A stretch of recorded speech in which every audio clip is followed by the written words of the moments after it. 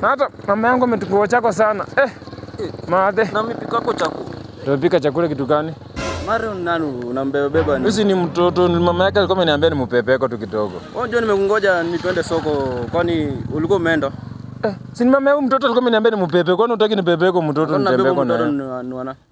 Asi ni mtoto wa rafiki yangu. Mama yake ni rafiki yangu. Rafiki yako unashikaje urafiki na mama? Ujirani. Si atu rafiki na mama. Kwani wewe si mama? Jirani yako ndio ubebe mtoto. Sasa nibebe mtoto wake. Unajua Maadhe naye kuna venye napenda kwa mama. Yaani Maadhe elewangashikanisha wiring bwana. Kwani wewe uelewi? Unabeba ni watoto wenyewe. Sijabeba mtoto. Wewe nimekubeba kwa ubaya? Hapana, si anataka kuoa mama. Kitu kama hiyo. Mimi naongoja tuende soko. Unajua nimekungoja tangu sana. Maadhe kwanza wachako na hiyo maneno yako kwanza. Mimi nataka kwanza ushikanishe kwa tu kwanza harusi moja tu hapa hatari. Noma. Harusi yani?